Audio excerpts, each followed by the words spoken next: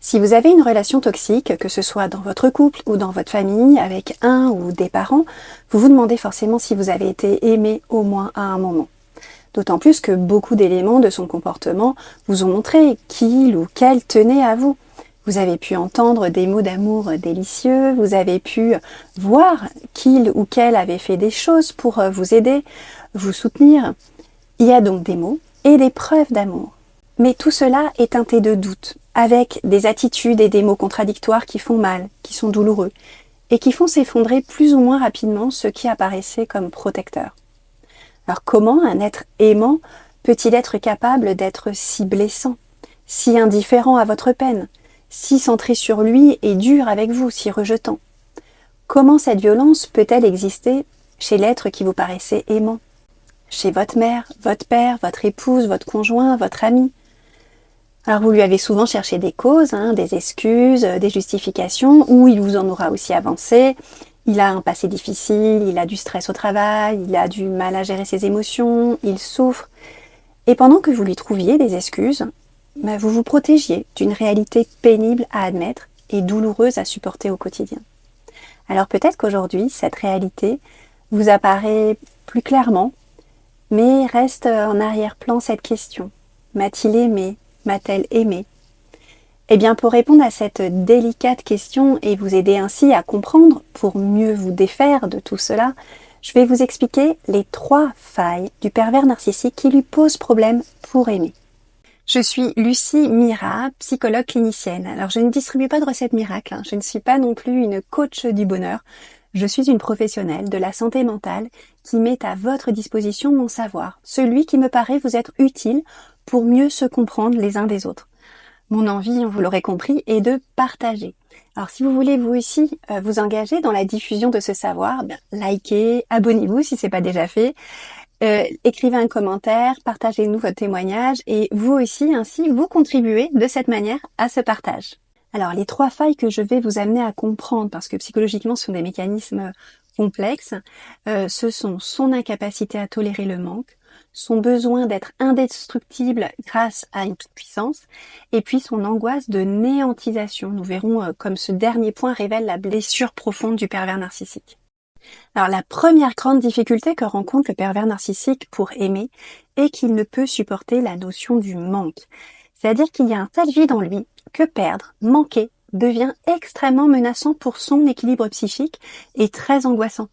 Alors il comble ce vide en contrôlant l'autre, en l'engloutissant d'une certaine manière, en vérifiant que l'autre se plie à ses désirs. Si j'ai du pouvoir sur l'autre, sur l'extérieur, je suis rassurée, je n'ai pas à me confronter à mon vide interne. Mais alors, que lui est-il arrivé pour que ce manque soit vécu de manière si destructrice pour lui et que cette destructivité soit retournée contre l'autre? Car cette angoisse du manque peut être commune à d'autres fonctionnements et se résoudre différemment. Alors pour le comprendre, nous allons d'abord voir comment le manque s'intègre plus ou moins bien chez le petit enfant au cours de notre développement individuel. Car au départ de notre construction, la place du manque est essentielle pour faire émerger le désir. Si on n'instaure pas de frustration, un peu de manque au tout petit enfant, on le laisserait dans l'illusion d'une toute-puissance, dans laquelle ses désirs sont la réalité. Et si, à contrario, un enfant est très négligé, donc c'est-à-dire s'il y a trop de manque grave pour sa sécurité psychique, eh bien il va se protéger en se repliant sur lui, pour cultiver là aussi l'illusion qu'il n'a besoin de personne pour être satisfait, et se couper du monde extérieur pour cultiver un ego protecteur. Trop de manque ou pas suffisamment l'amène à être coincé dans une illusion. Alors, si un parent sacrificiel, par exemple, se plie en 4 et s'épuise pour toujours répondre à toutes les exigences de son enfant, cet enfant aura été amené à comprendre que le monde qui l'entoure est contrôlé par ses propres désirs et la satisfaction immédiate. Et si, à contrario, un parent néglige fortement les besoins affectifs de l'enfant, imaginons qu'il s'agisse d'un parent malade alcoolique, en laissant l'enfant seul face à des responsabilités qui ne sont pas de son âge, par exemple, eh bien, l'enfant pourra développer un ego très rigide pour se protéger de l'insécurité du manque, vécu comme des menaces très fortes pour son narcissisme. Il n'a pas droit à l'échec, il doit forcément réussir. car réussir ses missions relève d'une question de survie psychique ou même parfois physique. S'il doit chercher à manger pour ses petits frères, c'est pas le moment de se demander s'il a peur de sortir, il ira avec l'annulation de ses émotions et peut ou pas développer un narcissisme inébranlable de conquérant. Alors attention aux généralisations, j'apporte des nuances. Un autre enfant qui vivra les mêmes conditions pourra éviter cette construction en s'appuyant sur des repères qui l'entourent comme un professeur, une voisine, un grand-père et qui jouera un rôle affectif stabilisant. Puis il y a aussi des composantes biologiques qui font que tel enfant démarre dans la vie avec une combativité différente. On sait par exemple que le taux d'hormones peut influencer l'agressivité.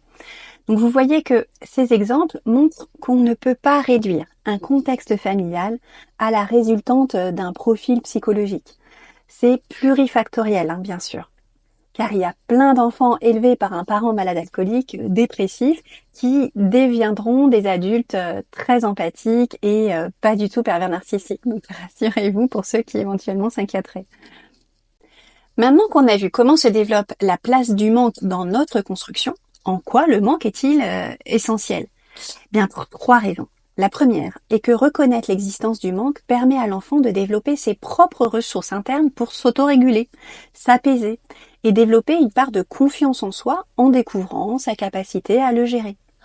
Je ne peux pas avoir immédiatement ce que je veux, je ne suis donc pas tout puissant, mais j'accepte cette frustration qui n'est pas vécue comme destructrice et je m'adapte à mon environnement. La deuxième raison est qu'il développe aussi un rapport de sécurité avec un environnement qui répondra aux besoins de l'enfant, qu'il suffit d'attendre. Ce n'est pas un drame si je manque, rien ne s'effondre, car je sais que je serai soulagée, je peux avoir confiance et donc être tranquille. Donc en plus de développer la patience, il développera aussi sa confiance en lui et en les autres. La troisième raison qui rend le manque essentiel au bon équilibre de notre développement, c'est qu'il permet l'accès au bonheur. C'est bien parce que je manque que j'ai du désir, c'est bien parce que j'ai du désir que j'ai de l'élan pour aimer, et c'est bien parce que j'ai trouvé ce qui me manque que je me sens comblée et donc heureux, heureuse. Le manque est donc indissociable de l'élan de vie.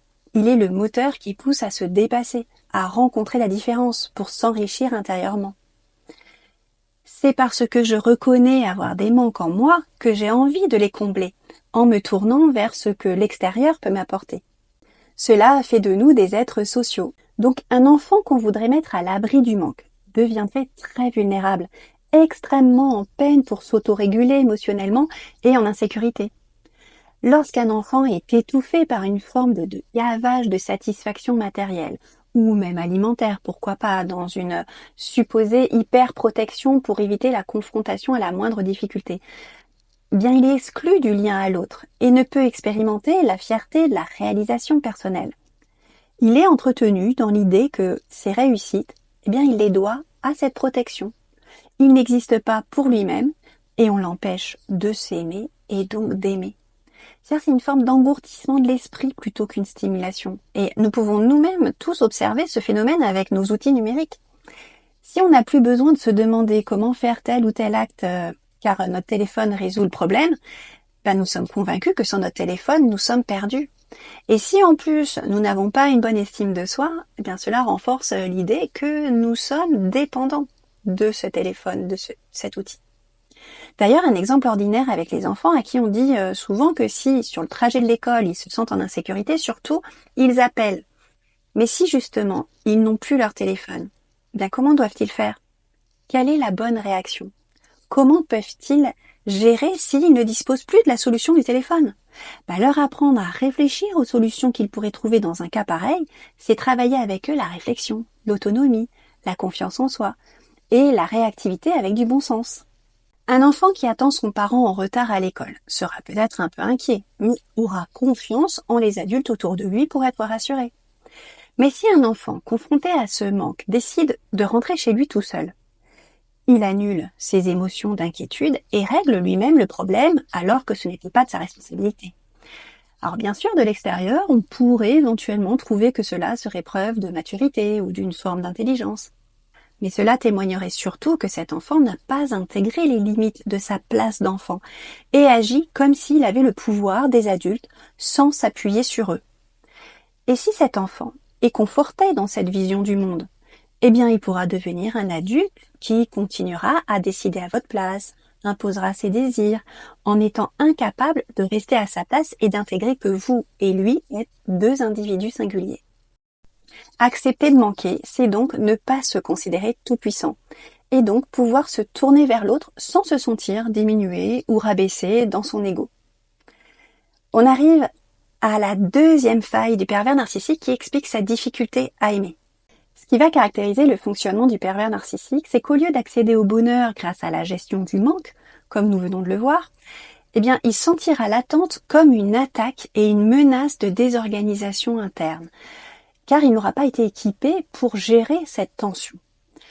Le contrôle de l'autre, le pouvoir sur l'extérieur sera alors son seul remède pour parvenir à se calmer en exigeant de l'autre qu'il assouvisse son désir, ou en s'accaparant un pouvoir, une place qui ne lui appartient pas.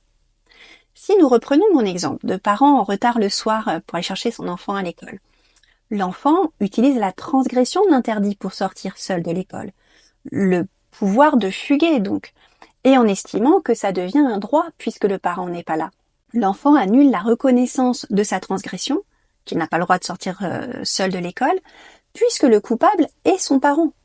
Il va éviter la tristesse, la peur, le manque, en se saisissant d'un pouvoir qui ne lui revient pas, et ainsi gonfler son ego qui ne craint plus rien, puisqu'il est capable de tout.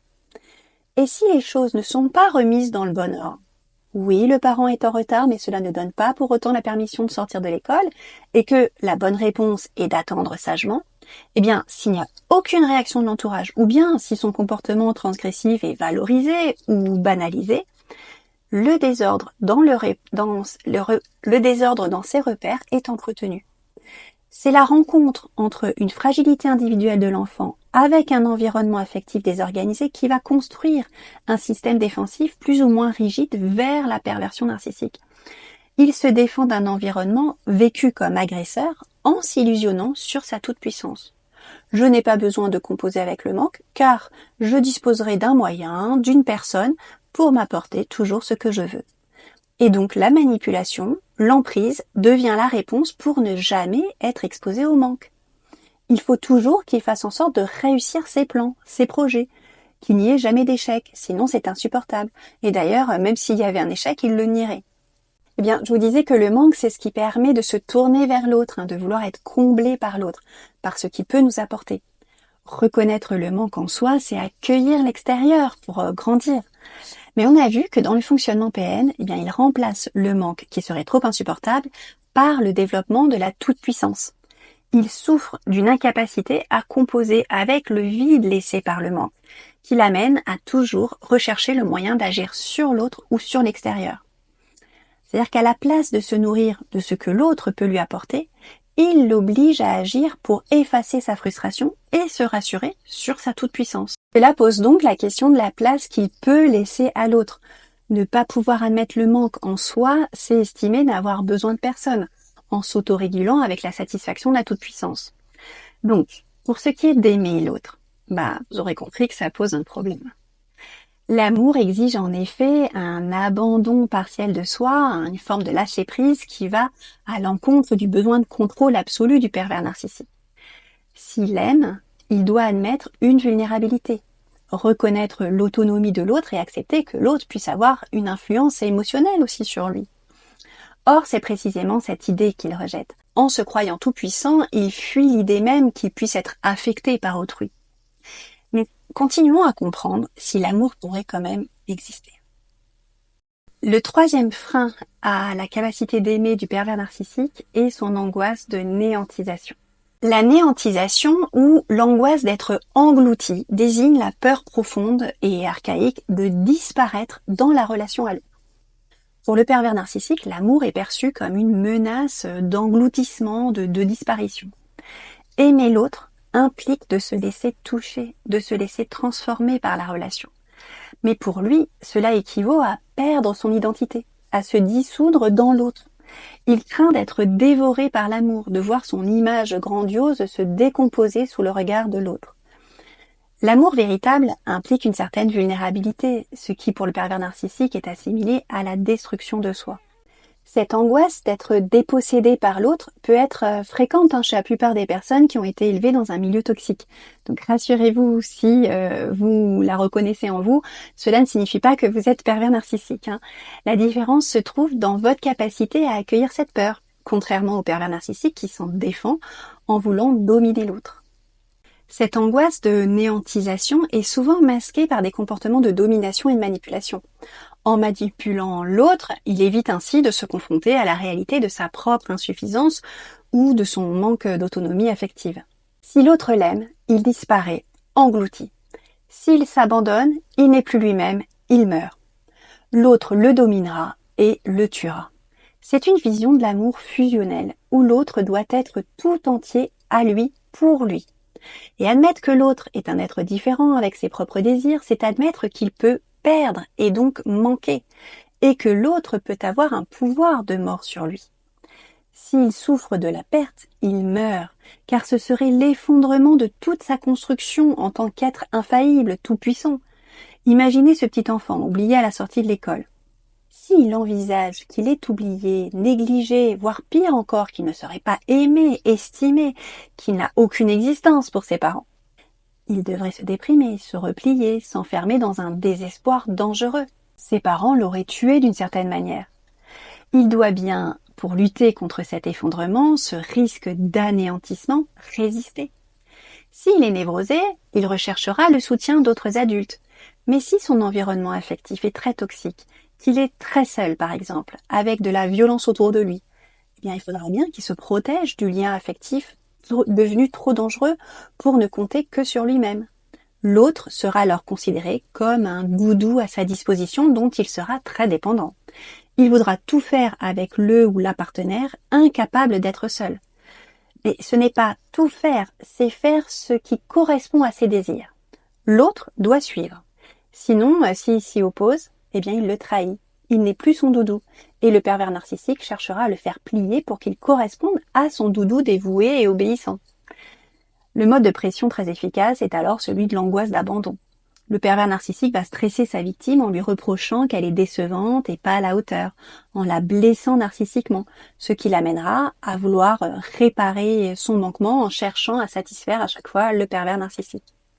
Il vit dans un monde où les autres sont réduits à des objets de satisfaction narcissique. Il ne peut aimer l'autre pour ce qu'il est véritablement, mais uniquement dans la mesure où cet autre le renforce dans sa vision de lui-même. L'autre devient une extension de son propre narcissisme, et l'amour véritable qui implique de voir l'autre dans son altérité devient impossible. Ce système relationnel peut se retrouver dans tous les liens, parents, enfants, supérieurs à employés, ou dans la relation amicale comme amoureuse. En somme, le pervers narcissique n'est pas en capacité d'aimer car il est pris dans une dynamique où il refuse le manque, se défend par un fantasme de toute puissance et vit dans l'angoisse constante de disparaître dans la relation à l'autre. Pour lui, l'amour est une menace existentielle qui le confronte à ses propres failles. C'est pourquoi il préfère manipuler et dominer plutôt que de s'engager dans une relation où l'amour authentique pourrait exister. Alors j'espère vous avoir apporté des réponses sur les difficultés propres au fonctionnement de la perversion narcissique pour comprendre que son incapacité à aimer n'a rien à voir avec vous, mais plutôt avec lui. Je vous remercie de votre attention et prenez soin de celle que vous vous accordez. À bientôt!